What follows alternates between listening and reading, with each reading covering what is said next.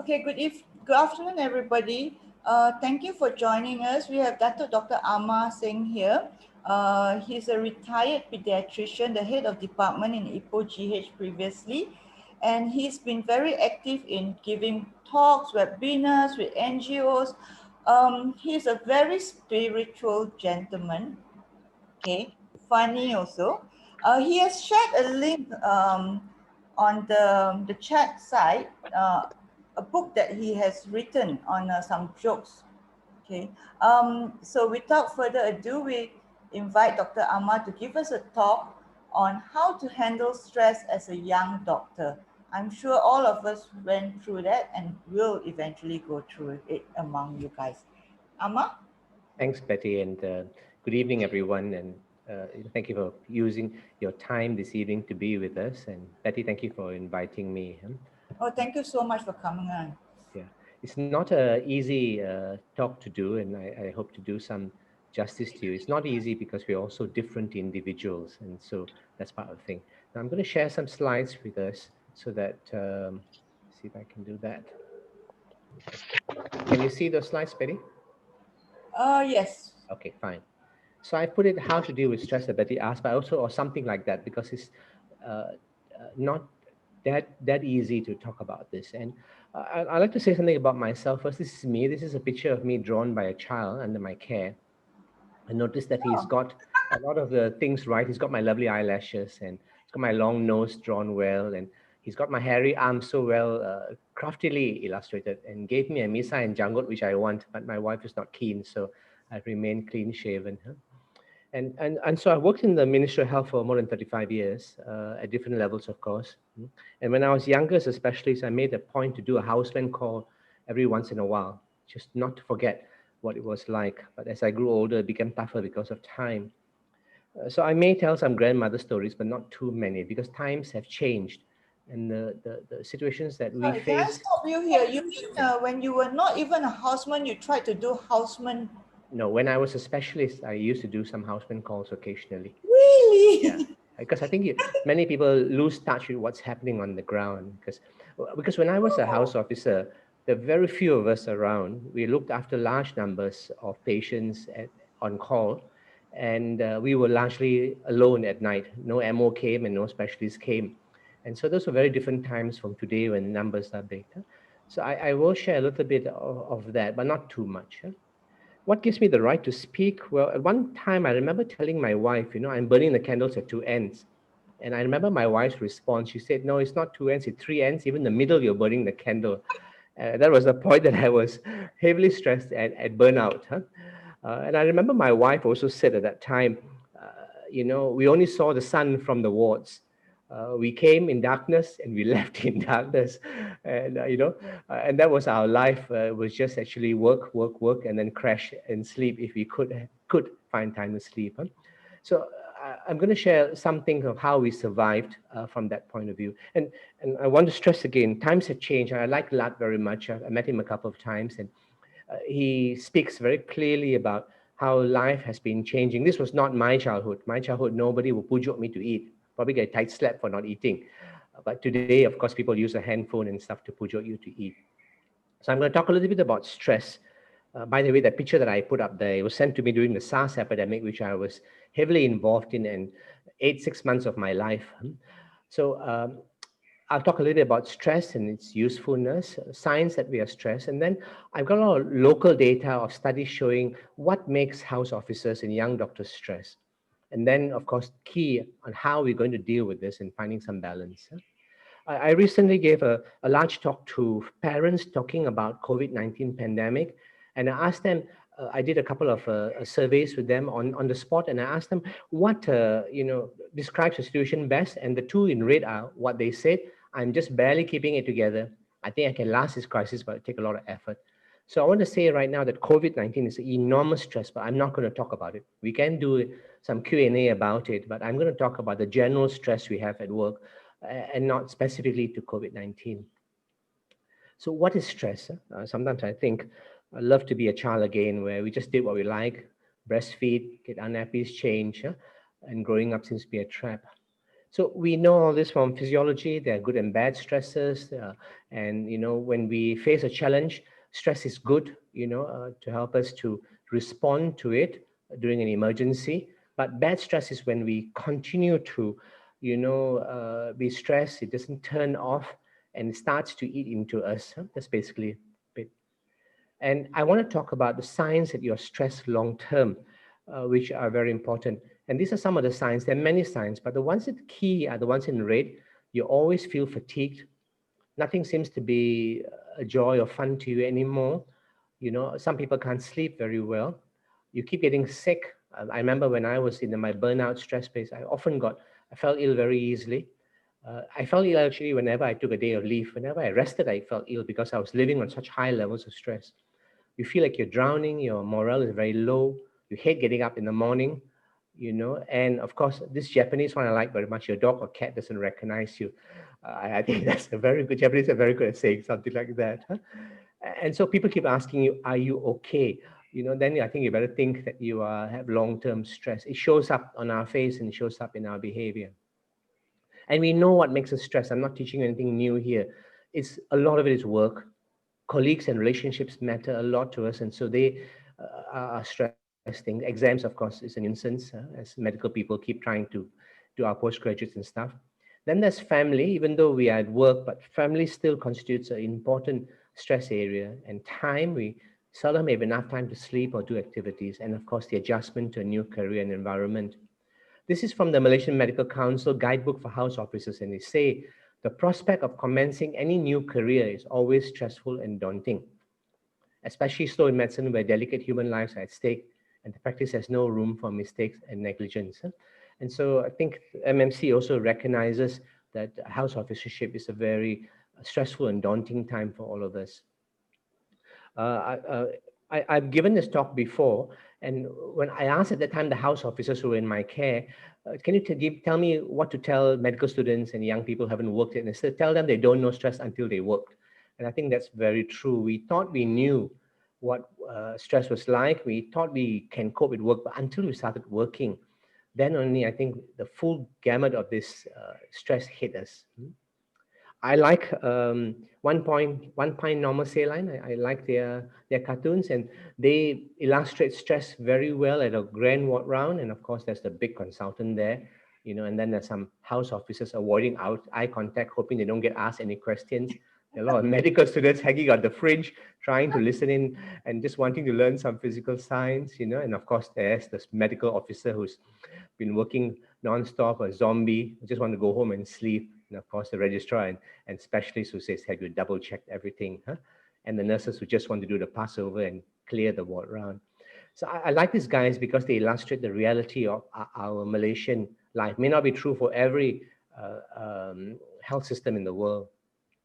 I'm going to show some local data talking about stress and start with this chronologically. But here's a small study from Kelantan in 2009 saying that 31% were stressed, mainly from making mistakes, work overload, uncooperative colleagues, and some felt they were underpaid.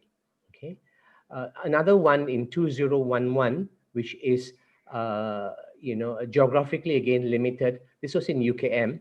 And at that time, they used a depressive anxiety and stress scale 21, which is a lot of studies in Malaysia have used this one.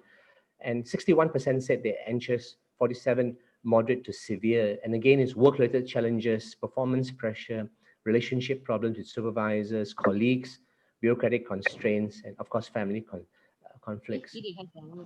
Okay. Going on to another one, which was in Ipoh, done by some people from the college next door.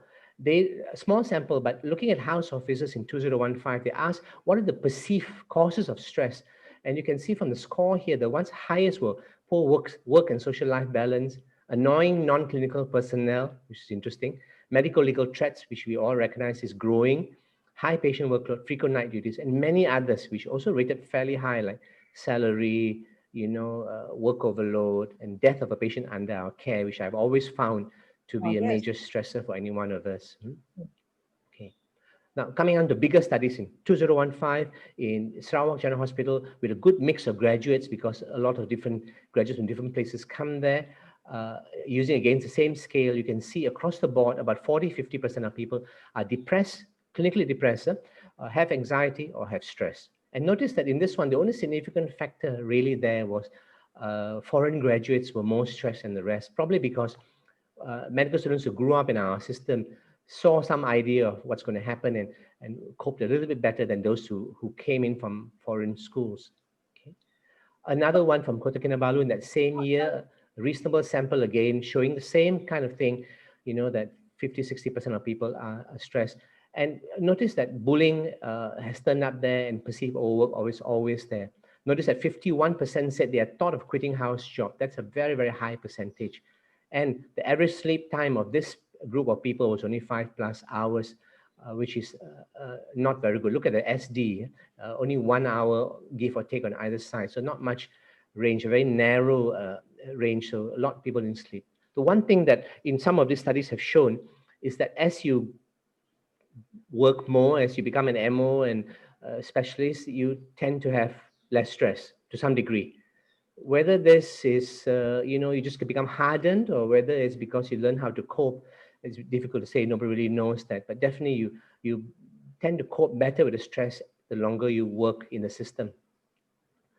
Here's a study done by two of my colleagues and me. We looked at bullying, which is one of the factors stress. And this is a large sample across the board, all the state MOH emergency departments, and look at the volume of people who said they've been bullied. Almost every MO or specialist in this sample reported bullying at work. A lot of verbal bullying, some humiliation and stalking, some litigation threats, some sexual abuse and physical abuse. And predominantly, it's not from your colleagues, but predominantly in emergency departments or relative or patients. I presume if we repeated the study in other sectors of the health facilities, like maybe in the medical unit or ONG unit, we might find colleagues turning up as a source of bullying as well, because we know our colleagues also bully us. Okay. Now, I want to go back to a very old study. Those were all done largely among house officers and only one among specialists. But this one was done in 1996 in a KL hospital, geographically limited, but a decent sized sample. And they measured stress in many different groups of people. And noticed that, house officers had a high stress, 65%, medical officers, 42%, and specialists, 31%. So it suggests to us this stress has always been there. And as I said earlier, tends to get better as you go up the totem pole. So I want you to remember, while we're talking about younger doctors here, remember your seniors and your supervisors also experience stress. Here's my average calendar when I was working. That's what my average month looks like. It's chaos. I usually measure my average day at work, whether I can go to the loo or not. If I get a chance to get a loo break, that's a very, very good day. And that's how I used to call it piranha hour. From the time I hit the hospital to the time I leave, it's piranha hour, not a moment to myself usually, constantly requiring to make And decisions, this meet is as people. the head of department. Yes, head of department, yes. Wow. Yeah. Yeah, I presume not all head departments work like that, but I was made myself available to people all the time and did a lot of teaching as well. So I want to say that your seniors who are serious will also have stress like this. I asked my wife for a quote, and she said this: "I have never once not felt stressed while working as a doctor with KKM." And I think that's probably sums it up.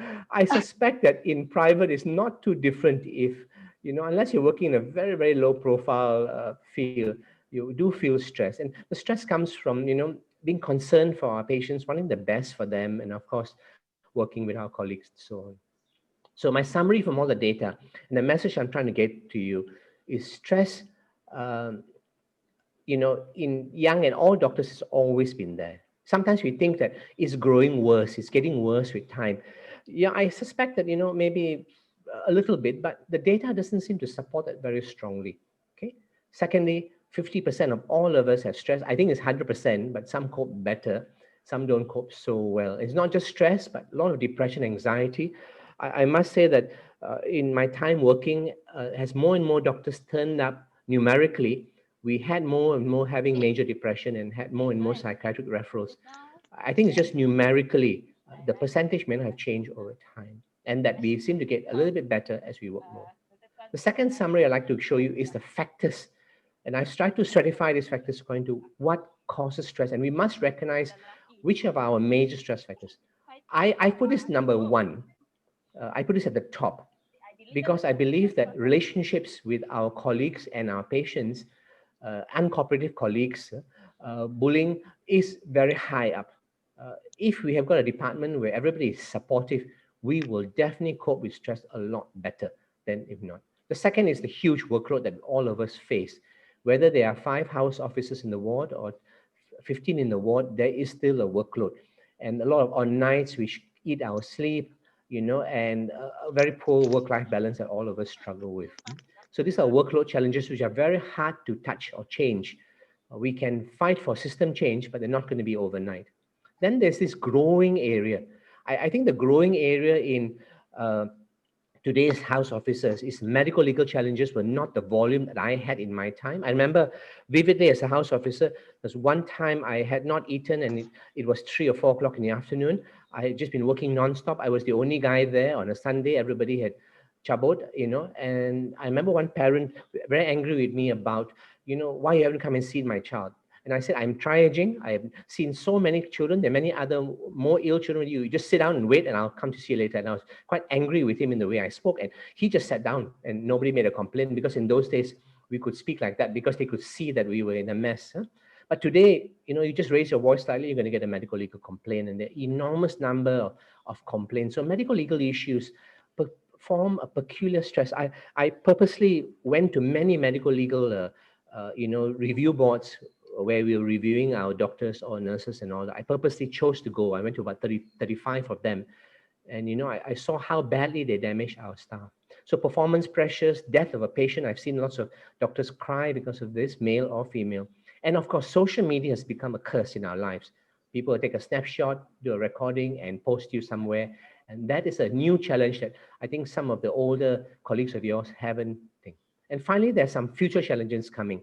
The bureaucratic constraints that continue to grow in our system, relatively poor pay for the number of hours we work, and of course, this contract officer business, which I'm totally upset about, all of us are upset about, which gives you a very uncertain future, which adds an extra, element of strain. So I think these are all the things that are challenging us, but I suspect number one up here, bullying and colleagues relationship is the one that can settle many of the ones here if that is fixed. I like this cartoon from Fong SS at one HO seminar. He says, this guy says, no sleep, work, social life gone, so much pain. Pain builds character, the other guy says. What is character for? He said, it prepares you for more pain. I think that's, the reality of it. The more you work, the more the work that comes your way. I think actually the more efficient you are, the more work that comes your way, the more people want to use it, which is why I was that busy. So I think system change is required. I think I'm not here to talk about that. We need to do that. I think we need to reform Ministry of Health considerably to give people a better work environment. We need to move from autocratic to nurturing environments for young doctors. And that, I think, is not an overnight change, but something that Malaysian Medical Association, and other organized DOPS and others should work to change. So I'm going to now move on to talk about how to relieve and manage stress and finding a balance. And I like this cartoon here. Top stress management technique, eat, sleep, eat, sleep, eat, sleep. And I think many of us know that techniques, eat, sleep, and it's a good stress relief thing. Now, it's easier said than done to find a balance. And stress is something that continues to be experienced throughout our life in many spheres, not just in work. I want to say at this point that some people are not stressed. They seem to thrive on stress. They seem to enjoy stress. Here's an example of a huge redwood tree. And look at the chap at the top there. There's somebody down. That's probably me. And there's somebody up here at the top. I would never go there. Okay, that's not me. I'm adventurous, but not that kind of adventure. I walk a lot in the jungle, but there's some people who enjoy doing things like this. I mean, I don't think I would bungee jump, but some of you might. So there are people who I've met colleagues. They're happy to work until 1 a.m. in the morning. I don't understand them. They're different personality. So I'm not obviously speaking to these individuals. You probably will not be in this room with us discussing things. So here are some things. I think there's no quick fix 3-step, 5-step method. because we have very different personalities. And so we handle stress differently. Some people are very sensitive and we're impacted severely. A simple word of reprimand by someone, even with the voice not raised, may devastate somebody, whereas somebody else is very hardened and may not. But I like to suggest some things to you. Some discipline for rest and activity. Interesting combination of words, an oxymoron almost. Discipline for rest and activity. The support of real friends. Some ideas how to deal with your superiors and your colleagues. A little bit about laughing and relaxing. The call that you need to get help. Some of us do, and the call at the end. I will talk about how to change our work outlook so that work doesn't become work in its conventional sense. Okay, so the first one I like to talk about is discipline, rest, and activity. We all need some lepak time. I always invested in lepak time in my life. After I was burnt out, this is one things I did, you know, and you know what you use your lepak time. Different people use it differently, but I like to suggest that one of the powerful things to use your lepak time is to practice God, whatever God is to you, whatever the divine is to you, the force be with you, that great eternal, whatever, huh? Okay, and I like to say that the thing you should do with your lepak time is to be silent, is to sit down, close your eyes, just breathe. If you don't believe in God, then just some breathing exercises are wonderful. Close your eyes, just breathe in slowly through your nose and breathe out through your mouth. People are always wanting prescriptions from me, but each person needs a different amount of time. Uh, um, you know, uh, I used to do 20 minutes twice a day. Some people might do an hour. My wife quit medicine to do this extensively, and she might do 1 to 2 hours a day. Different people need different volumes of time, but basically, it's being heartful. The Buddhists have this lovely word called mindful, but actually it's not in your mind, it's in your heart. I wish they changed the word to heartful. It's in your deep core of your being, where you are silent and being present to the eternal, to all that is. It's a very, very calming activity. It doesn't bring benefit immediately, it brings benefits long term. By the way, big drop in BP, improved cardiac output as well, since Betty is here and she's cardiologist. Good evidence for that as well, huh? Oh, Okay, there's no yeah, evidence, and worst of all, I'm yeah. a very staunch atheist. Yeah, that's fine. And so, even in for 80s, I recommend just the breathing exercises, which are wonderful. So, you need to build a discipline in your life to do this. Many people think of discipline as a bad word. To me, the discipline is a framework. A framework allows you to flourish. My wife and I have a wild garden and we grow lots of plants. If you want a creeper, you need a trellis. A trellis is something that allows a creeper to creep up and display itself. So, discipline is a trellis for you. It creates a framework in which to live. So, I would recommend that one of the important disciplines in your life is to create a discipline to rest, a discipline for silence, a discipline when your handphone is turned off, where you're just listening to the divine or the eternal, or just being with yourself and with nature. If you're an atheist, there's no problem at all with me. So besides that, I think you need some time doing something you love. This is like an average weekend. I spend a lot of time in jungle. My wife used to come, but now I'm more often alone, and I love the solitude of the jungle. But we also cycle on weekends, and we enjoy that. It's a lovely activity of rest as well, of course, being cardioprotective at the same time. Okay. And for me, of course, these guys I meet are all wonderful friends who I relate to and have fun with and watch their beauty and fills my soul. For and for that, while you're doing this, you're completely immersed in this, and you are no longer thinking about work, talking about COVID-19, not thinking about anything except what's in front of you. And this is what mindful, or I prefer the word heartful, really means. You're present to the moment, and this is what actually allows a lot of stress to sort of ventilate from you. I often think like a chest tube, but into the brain. A chest tube you put inside and ventilate all your rubbish stress out of yourself. And of course, some of these guys are remarkable. They defy gravity. And it doesn't Wow. mean going very far. This is in our home, a small example of about 50, 60 species that visit our wild urban home. All these guys are our friends and they visit us. Many of them know us very well. The doves right now, I got to know my wife extremely well. Okay. So I would like to say that there is a lot of joy in small things. I spend a lot of time on this number one because this is probably the single most valuable thing.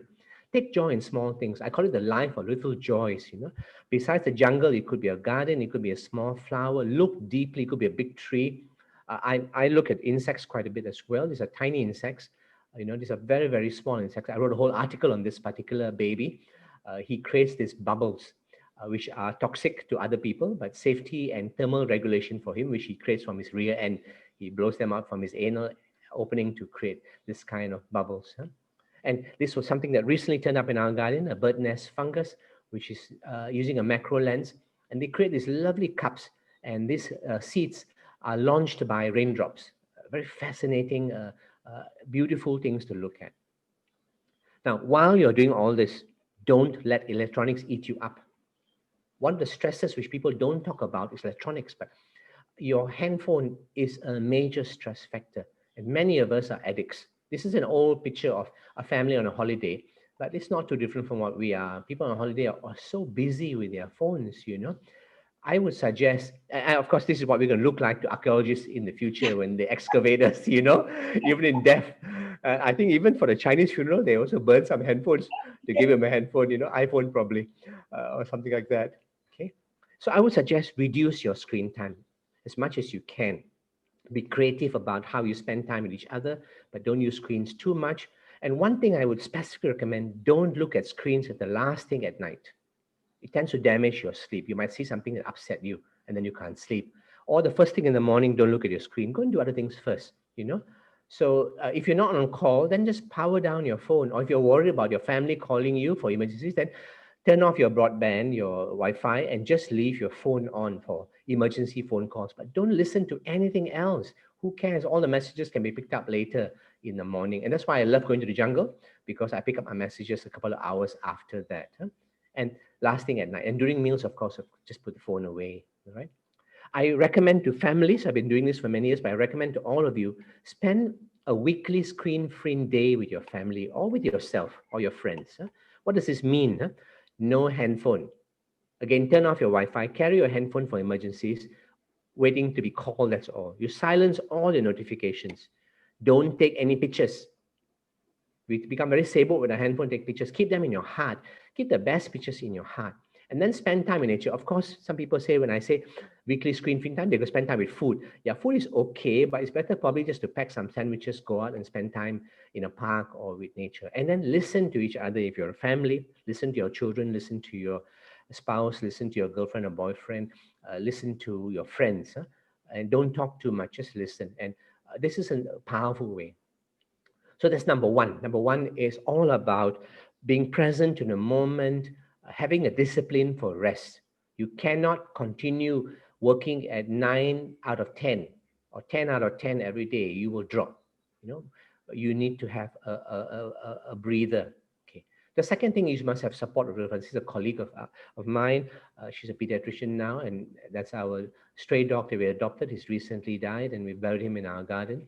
And Oh, very sad, miss him. And so he's a major friend, of course. And these kind of friends, real friends, are very important. And you need a community of close. You don't need very many. A few very accountable friends. Accountable friends are the ones who will catch you by the throat and say, "Hey, Amma, you're being stupid right now. Okay, wake up."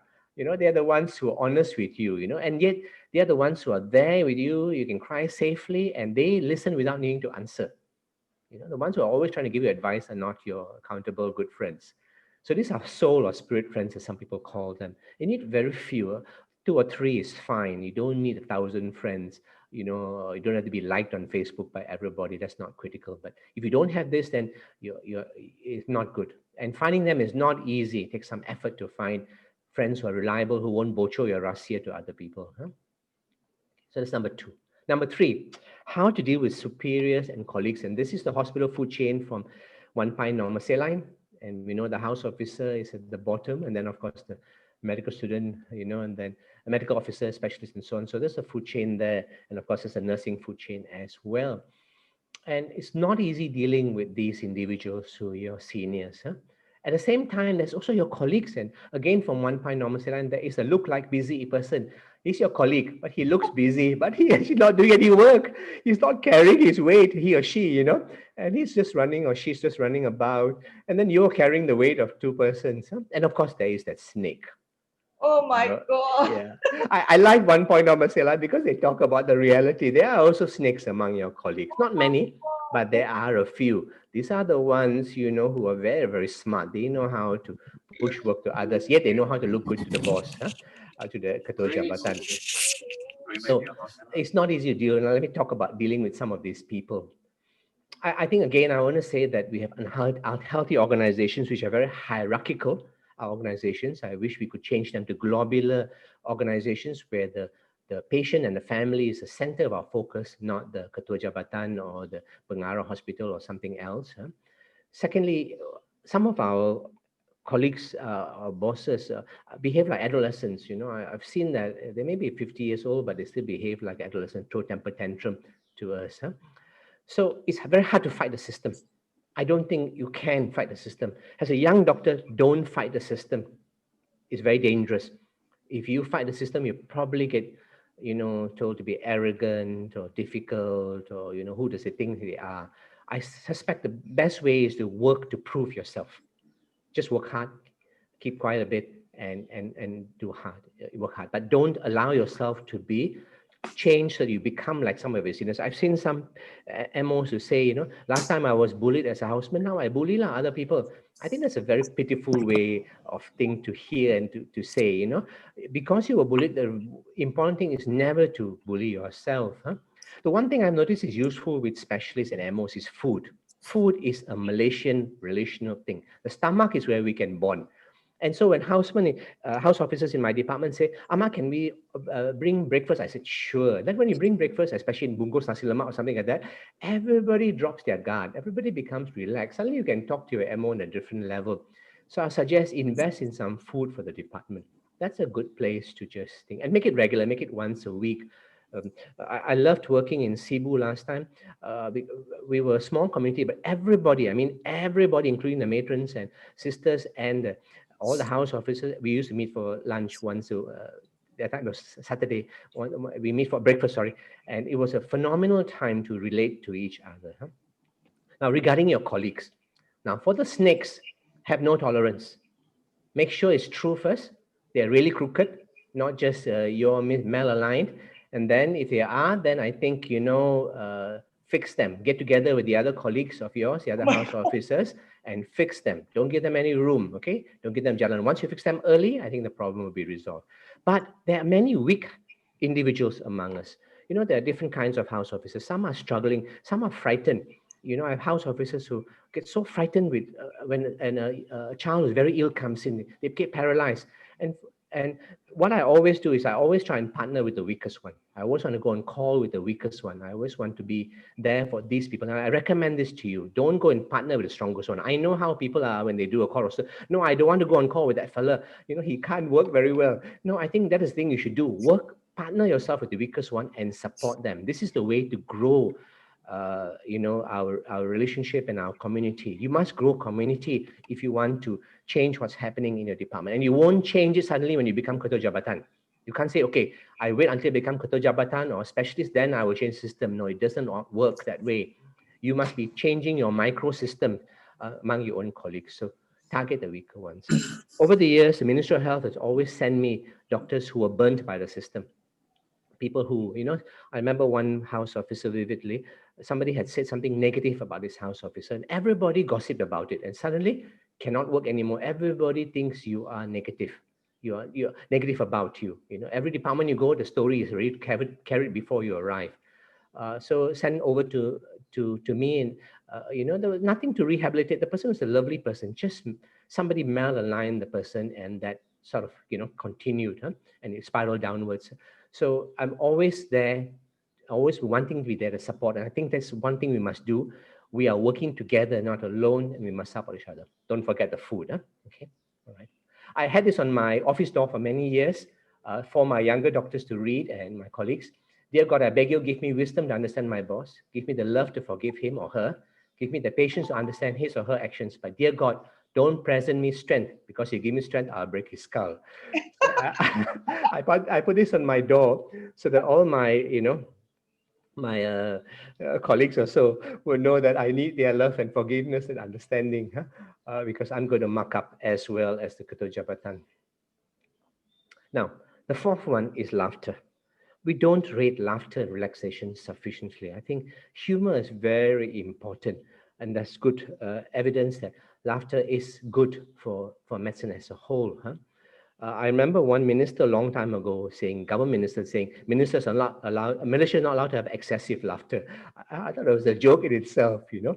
And so I have often tell jokes, and I have a Abeng joke book, you know, which I have put into the chat group, and you know, we can recirculate that to you. There's a link for you to download. It's not my jokes alone. Nobody takes credit for jokes, by the way. So I've written some of them, but some are written by other people. I just put them together. But I want to have one disclaimer: don't read too many too quickly. You know, you laugh too much is not so good for you. So take it slowly, maybe a couple of jokes at a time. And let me share some what Abeng looks like. Abeng is this guy who, you know, doesn't know English very well. So most of the jokes are language-based jokes, and it's a Malaysian Singaporean kind of individual. So Abeng joined medical school to become a doctor. He never made it past the entrance exam. He was asked to describe all these words. So bacteria, backdoor to a cafeteria. You know, fake labor pretending to work. Hernia, she is close. Hernia, huh? Important, distinguished, well known. Okay, labor pain, hurt at work. All right. Ultrasound, radical noise. So this is what Abing jokes like. Let me tell you another Abing joke here. Abing was being quizzed by ONG consultant at the end of posting. The consultant asked, should women have children after 35? Abing was very confident. He knew the answer and replied, no, 35 children are more than enough. So this is Abeng misunderstanding language all the time. And here's Abeng as a researcher, because I was also a researcher. Data shows that 67% of people die in bed. So you should sleep on the floor, Abeng says. You will double your chance of living forever.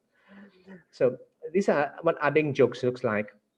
And as I said, I've given you a link that you can download. The link is there as well, but I don't, this one you only can snapshot. Huh? Abeng's mother, of course, has to cope with stress because Abeng is a mess. Huh? You know, by the way, do you know how you recognize Abeng when he is a child in school? When the teacher rubbed the board, Abeng rubbed his notebook. Okay, that's Abeng. So Abeng said, my mother has a photograph of me in her wallet and not of my siblings. She said, whenever she faced an obstacle, she looked at my photo and the problem disappears. I feel so touched. Abeng mother, looking at the picture, Abeng says, what other problem can be bigger than this one? Okay, so that's why she carries this picture.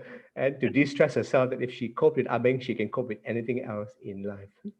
So I recommend some laughter to you. It's good for us. It just, uh, lets things down, and if the department can laugh a little bit, I think, you can move forward together as a group. Fifth, get some help. Some people chase the wrong things, and some of us get deeply stressed when we're working. Some people take on more than they can chew. You got a young family, and you're going and doing your postgraduate at the same time. You're separated from them. Then your child develops autism. Oh God, I've seen this so many times that it's tough. The stress level is so high, and some people break down. So get some help, get some professional help. Here's a study from in 2013, looking at junior doctors, sample about 100 plus, and 26% were burnout. Many of them emotionally exhausted and depersonalized with depression. So have timeouts for yourself. If you think you're in a really bad, dark place, then have a timeout. Do some of the nature things I suggested, or just being quiet. But don't be afraid to get professional help. If you need to see a psychiatrist, need a psychiatrist. You need to see a counselor, see a counselor. Okay? And you need some anxiolytics, but don't medicate yourself. Get someone to keep an eye on you. So don't delay this. Early is better than late. Okay. So finally, I'd like to talk about changing our work outlook. And you need to ask this important question for yourself. Where do I want to get in life? You need to ask this constantly, frequently. Questions are very important in life. If you ask the right questions, then you can know how to look for the answer. And the second question, you need to ask yourself, why do you want to be a doctor? I know you're already doctors, but why you want to be a doctor? You've got another 30, 40 years of a busy, stressful lifestyle. Do you really want to continue? Okay. I've helped some doctors over time quit medicine, and they found very fulfilling careers. One became a florist, very excited doing that job. Other became a lawyer and suing us. So I think you need to ask yourself why you want to be a doctor. I Ouch. love this quote from Thomas Merton, one of my Sifus. People will spend their whole lives climbing the ladder of success, only to find once you reach the top, the ladder is leaned against the wrong wall. And this is very dangerous for us. Lean your ladder against the right wall. Don't wake up 30 years from now and find you against the wrong wall, or even 10 years. Huh? So stress, if you're very deeply stressed, maybe think about this. I'm not asking you to quit medicine, but think about why you want to be a doctor. Huh? So I want to tell you how I've changed. I was in a mess. Huh? When I first started working, I was like this. This is how my father worked and my parents' generation worked. They live to work. They work, work, work, and a small time of relaxation. This is how people work. I call it the workaholic work. Okay. Then this is how I see present day people working. I call it the work-life divorce. They will thank God it's Friday, then they chabut. They're just waiting for work to end. They want to live, and then, oh my God, it's Monday. I got to go to work. So they work to live. They work just because they want to live, which is very different from this generation. This is a big change in generation. And then this is American work-life balance that everybody talks about. I don't know where to put this balance. I don't know how to do this. I failed to do this because I've tried. And maybe all of us, one is a sugar daddy who can look after us and pay us so we don't have to work.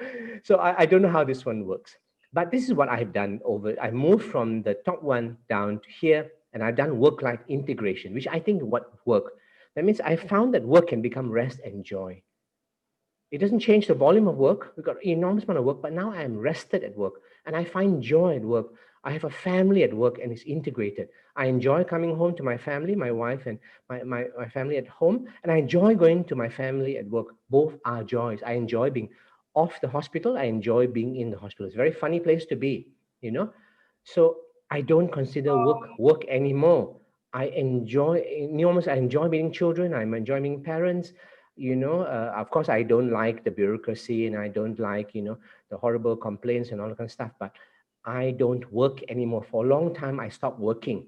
I just enjoyed what I was doing. And I want to recommend this to you that we can make this transition. It's a long transition. It requires a lot of change and discipline in your life to discover who you are, to put in place the trellis that I talked about, and then you can come here. Okay. Now, I want to stop there. I've got some things I want to say to. Maybe I should, but I think let's stop. And I want to say, the road goes on, and my Gmail is there in case anybody needs it to email me and talk about something. I've have many house officers who have come over to our home, over the years, loads and loads of them, and we've had long chats. And that's what I really like to do with all the audience today. I wish we could actually sit down, have a chat over a cup of tea with individuals, and that perhaps would be most useful. Let me stop now and let's take some questions, Betty. Yeah, yeah. Oh, thank you so much, Amar. Um, very different from what I expected, Mm-hmm. especially with the breathing part. We will take questions from here. Um, I don't know whether you know Alice Ann. She says hi to you Okay, on hi, Alice. Facebook. There are a few people watching on Facebook. So far, there's no questions, but you can unmute yourself and ask us questions, or Sorry. just type into to the chat, and then we will take the questions. But to be honest, I am seldom stressed from work. Actually, I went through quite a bit in the last many years, in the last 5 years especially. I found that work was my salvation. Um, yeah, when I had problems at home and I went to work, it made me happy. So, so I found comfort in working, and it's always been like that all my life. My boss once said to me that Betty is one person that you don't have to pay her to come to work; she will pay to come to work. But the stress that I find is true. Either you have a boss that is difficult to work with, Mm-hmm. and a lot of times, okay, the snake part really made me laugh because it's so true. Sometimes the people that you thought is your friend turn out otherwise.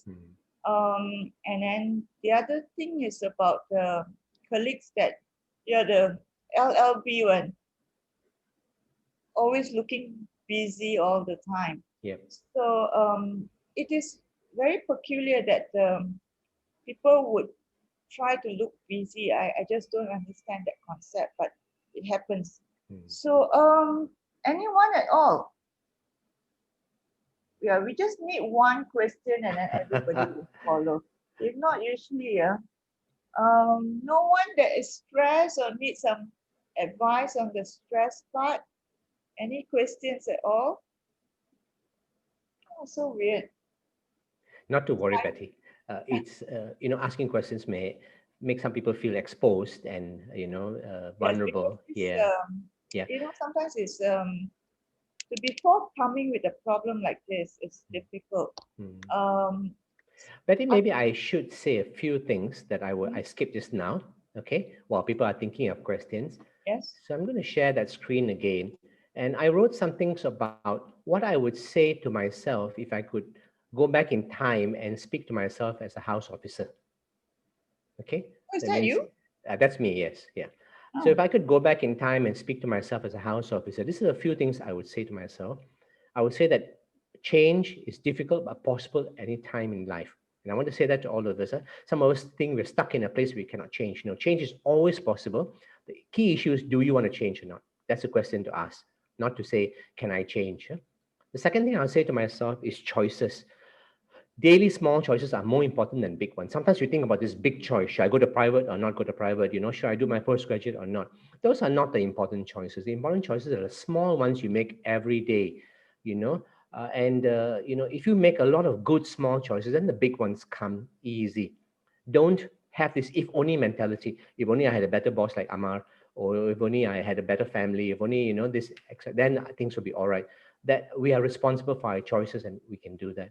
The third thing I want to say is that the journey is very important. Some people are busy trying to reach the end, you know, but the journey is as important as arriving.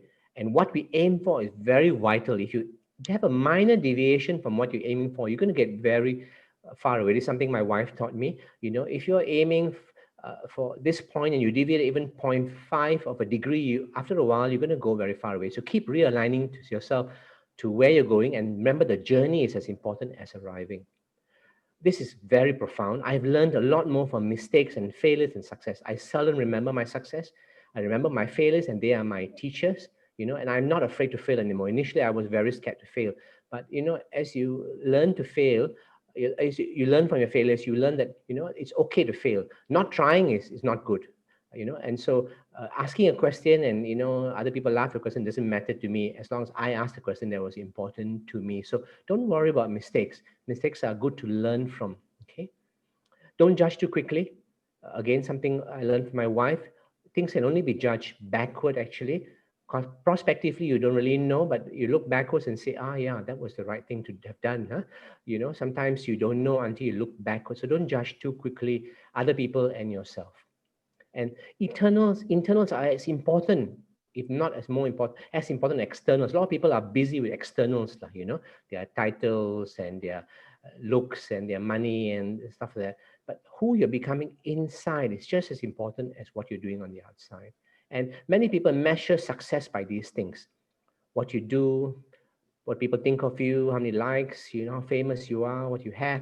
But the real success is not achievement, fame, popularity, but the real success is relationships. If you have a good relationship with yourself, with the eternal and others, I think that is actually what, uh, you know, uh, makes you a successful person. If you have no good friend, no really, really close friends, if you don't know who you are yourself, if you describe yourself only by your achievements and your titles, then you are in trouble. And if you do not know how to connect the eternal, then I think, whatever your eternal is.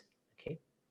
And finally, one other thing: look at sunsets and sunrises. The sunrise, I look at thousands of sunrises. They're really worthwhile just watching them. They're so beautiful. Everyone is unique. And you never know, that nobody else may have seen that except you. And they're also quite good to feed the soul. I'm Can you back. go back to the first slide that you yeah, the 5 steps that you went through? Sure, Ken. Okay, let me see what. Okay, This one. no. The after you finish your talk, This one here. This one.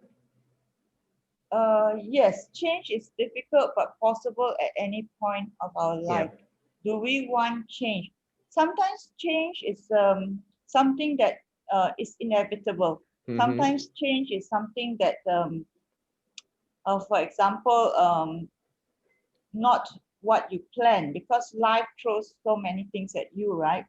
That sometimes that you have no choice but to change, and it is very difficult. I want to explain myself because I was with the hospital for 20 years, and then recently I have to just change.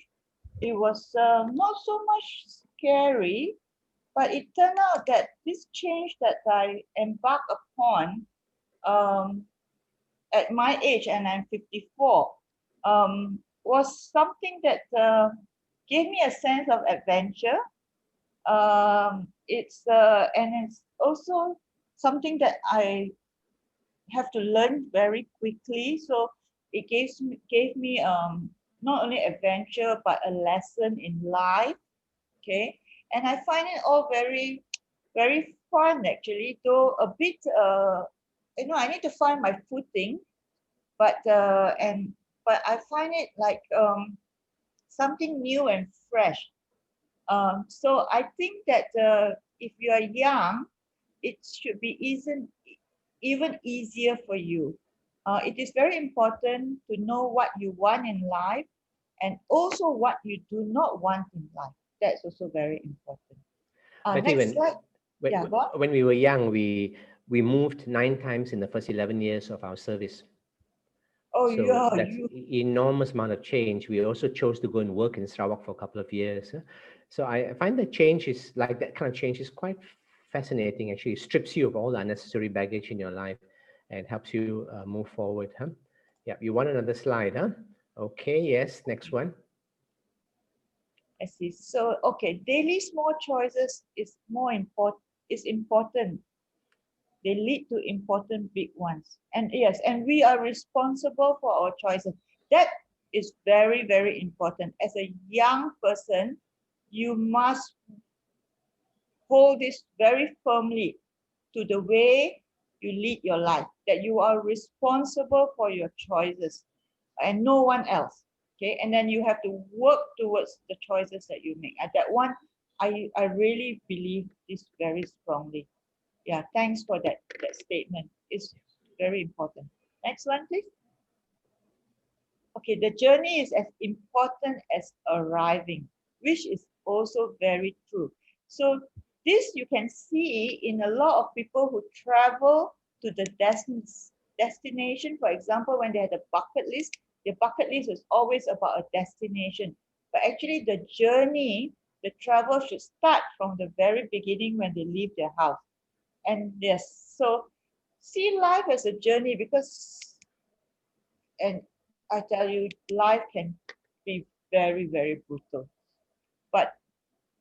But the fun part is the the the lesson that you learn, uh, the adventure that you take upon. If you see life as a journey, it will make life much easier to live. And what we aim is for vital minor deviation leads us miles away. That's very nice. Okay, next one. Okay, mistake and failure teach us more than success, which is very true. I think a lot of people, for example, Jack Ma said that. Hmm. I think Steve Jobs demonstrated that amazingly because a lot of his projects started off as failure. So do not be afraid to fail. That do not judge too quickly. That is a lesson I only learned recently. I grew up judging too quickly and I couldn't help myself actually because I'm made such. It's only with age that I could change myself. I will judge people so quickly that when I pass by somebody, there will be a flash cut in my mind. Yes, I couldn't help it. It's like, oh, not reliable. And I couldn't stop this flash cut from coming onto my mind. And now after, I think it's aging. Aging is good for me. I love being, I love aging because it helped me to, distress quite a lot. Many things can truly be seen, and yes, retrospective thinking is very important. I mean, retrospective, looking back at your life and other people and everybody. Okay, there's one thing I like to say is everybody has problems. Everybody. It's all different problems they're having. So your problem is might just look like, maybe very small compared to other people. Abing's mom has big problem because she has Abing.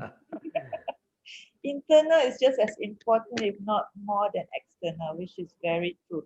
Always be true to yourself, isn't it, Amma? Yes, Always be true. definitely. Do Yep. not let people say and make you feel small, because you are who you are, and always strive to do better and always try your best. Ku Wei Chin asks, Dato, how do you deal with impatience when come to achieving our goal of life? Thank you, Wei Chin. That's a good question. It's a very difficult one to answer. We are in a Maggie Mee instant noodle kind of society, cepat dimasak, sedap dimakan kind of thing. And so people want quick fix, and we see that also in the way we are impatient on for messages to be responded to. So we've gradually come to that place. So yeah, I agree with you. It's a fast-paced life, which is why I talked about the number one suggestion there, where we come off the rat race, we take a break from it. For me and my wife, we do it every day in the morning. We wake up really early in the morning, about 4+, and we spend time looking at the stars, having a very slow breakfast. I did that for a long time when I was at work. It was my lifeline. It allowed me to actually slow down in the morning before I start work, because I know the moment I start looking at my messages or I hit work, I'm gone. It's going to be things eating me up. And then I made a point to come back for lunch. That's the lovely beauty of living in Ipoh, you know. So I made a break of about 30, 40 minutes to get, I live about 10 minutes away. So quite easy to get back, have a 20, 30 minute in the garden. We have lunch in the garden. And, this kind of things take a break from it. So if you cannot, and, KL and some other JV may be too vast for you to come back for lunch, make it a point. Take a break, silence your phone for a short while, do something, just be with your food, eat a meal very slowly. Thich Nhat Hanh, a phenomenal Buddhist monk, teaches how to eat slowly and savor the meal. I learned from him how to savor all the different things in my meal slowly and appreciate them. So I believe that the way to deal with impatience is to become more patient. Huh? And as I suggested, don't look at the screen before you sleep and when you wake up in the morning, because those things actually also irritate you and eat up your time. So spend time becoming slow. My wife and I try to practice this habit of slowing time down, and I think it's possible. Time is a construct. There is the chronological time, and then there's the perception time, as some people talk about. And the perception time can be changed. Some days we look at the time and say, hey, it's only 10 o'clock, but we seem to have lived a whole day in that time since we woke up at 4+. And this is because we've enabled to do activities that slow the whole process down. We've done things which are reflective, which are mindful, which are heartful, being present. So I suggest you only what I've done. I only can take you as far as I have gone. There may be other people with, who have gone further journeys or traveled other different journeys from the ones we have. Yeah. Regine, I understand your question, because I had that problem as a young adult. I wanted everything in life achieved at a certain age. So I tried I had kids when I was in medical school. I had a kid again when I was a house officer. I had a kid again when I was training as a cardiologist. And then I tried to achieve my MRCP at the shortest time possible. And then I tried to achieve my MRCP part 2 again as the shortest time possible. And then I went out to private practice at a very young age. So I tried and I tried and I tried. But at the end of it all, at 54 now, I realized none of it would have mattered. If I've taken just time off, like Amma said, had lunch and do this, I think I'm not sure. But at the end of it all, a year or 2 years or 3 years of waiting it out, I think would not have mattered, because our life is not measured by, it's measured by the lifetime. It's not measured by the hours. Yeah. And So, Wei Chin, just call me Amar. Please pin the Dato. In my department that I worked in previously was a fine. There'll be $50 fine to call me Dato. Doctor is $10. Amar is free. Sir is also $10. Wei Chin, I think that we are afraid.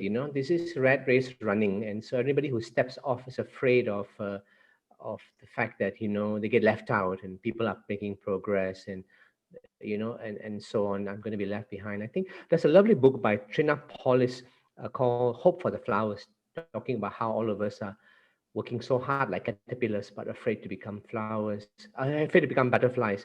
So Hope for the Flowers, a really worthwhile book, only about 30 minutes read, but a phenomenal book which has influenced me among many other things that I read. So I think don't be afraid. Change what we are looking for. That's why ask yourself, what are you looking for in life? If you know what you're looking for in life, then you clarify that very clearly for yourself. Then you don't go on this race that other people are on. Leave other people to do that running, and step back. A lot of people are chasing money and power and these things. I'm not sure why they're doing that, because how much can you have, and how much can you use? For example, like Betty talked about bucket list. I have finished my bucket list before I retired. That means I've done all the things in life that I want to do before I retired. I Now don't I've believe. impossible bucket list only, Betty. I have only things that I like to end poverty for children in Malaysia. That Oh, kind of yeah, bucket yeah, that list right kind of now. Okay. that's great. Yeah, but before that, my bucket list were like, go to remote islands, Oh, see the yes. stars, that kind of thing, all done, go to Himalayas, all the things that's been done, travel to different countries. So, because I took time off, I made sure that there were breaks in our lives. So, which can, how to cope and satisfy my MO? They're looking down at me. Hmm, that's Ophelia has said that I'm a first poster. Yeah, Ophelia, this is a problem. I don't know how to change this. MOs seem to forget their houseman days. This is a disease, a prevalent disease. I remember one Pengara once who complained that, about a houseman who made a mistake in an ONG. But we reminded that Pengara, because we were house officer with him, that he, during a manual removal of placenta, left half placenta behind. Okay, right? He left half placenta behind, and he forgotten that as a house officer he did that, and we had to remind him, and he tried to screw a young house officer for making a mistake in ONG. So I would say, fella, very difficult to cope with this thing that you're telling us right now. They spread stories and jokingly look down at you. All I can say is don't respond negatively to them, okay? Because if you respond negatively to them, you just become like them. What you should do is work as hard as you can, learn as much as you can, be the best doctor you can in that department, and then try and prove yourself by the hard work and the quality of your work. But don't learn not to become like them. Use this as a lesson. How not to treat your house officer next time. Next time, take a house officer for lunch out occasionally, listen to them, offer them a time to talk about their pains. Many of our young doctors are struggling with family and other issues, and the whole struggle of coming and working. So be the kind of MO you like to have. There's only two advice that I can give you, but don't fight the system right now. If you can find a good MO who can be your listening ear, great, but not always easy to find this. In the departments I used to run, I used to, donate this MO. I thought it's very good to house officers who, needed somebody. So I used to create a buddy system that I used to choose for people who were needing struggle. We didn't tell anybody about it. I just did it quietly so that they have somebody who could be there to support them. I think yes. I think if you create, you generate love and exude care. I think the working atmosphere will be much better, Yeah. and you will bring the best out of everyone. And that's very important to bring the best out of everyone. Um, Yes, we Kelvin has made a comment there. When others spending their time to put you down, ignore them. Use that time to be the best version of yourself, and that's That's very true. true. That's excellent, Kelvin. That's Yes. that's that's true. Huh? Yes, a lot of people, I mean, all of the people you see who are at the top um, had the same thing going for them when they were junior doctors. Yeah. I mean, we have all been bullied. There are people we can't work with for sure. We have met some snakes along the way. The only way is to just be focused, okay, forever trying our best for the patients and also to improve ourselves. That's very, very important. I think it is not only in the medical line, because Amma, Yep. there's a lot of people watching, quite a few people watching on Facebook, and many of them are not doctors. So whatever you suggested actually applies to any field, any Yes. place, any workplace. Yeah. So Yeah, I agree. Even apply to a homemaker, to a mother or a father who decides to work at home, and look after children or do a job at home. It applies the same. In fact, tomorrow I'm doing a talk to parents of children with disability about how to survive, and I'm saying some of the similar kind of things that I'm saying here today, because these are truths that my wife and I have learned through the hard uh, job of living, but also from many other individuals that we read and interact with who've shared wisdom with us. Huh? Yep. And one thing I want to say that, some people never change. They choose not to change. You true, know, true. so Oh my God, we very just true. leave them where they are. And if they're very bitter and damaging and dangerous, then just distance yourself when you can. When you're working under them, it's hard to distance yourself. But the moment you can, then just distance yourself. Uh, and that's important. Don't continue working in an abusive environment. Yes, sometimes walking away Mm. is the best way. I think so too. Anyway, we have spoken for an hour. Thank you so much, Amar. Next week, Amar comes back again. We will talk about fracture. We talk about x-rays, how to read Oh, yeah, pediatric X-ray. x-rays, and a lot of the focus will be on chest x-rays because those are the commonest x-ray we look at. Oh, But I see. I will do a little bit laterally outside there, but I will talk mainly about uh, how to look at pediatric x-rays from neonates all the way up to children here. Okay, thank you. Hmm. Say my love to your wife. Bye, In. Okay, bye, Amar. Thank you so Bye-bye. much. Bye. Have a nice weekend, everyone. Bye.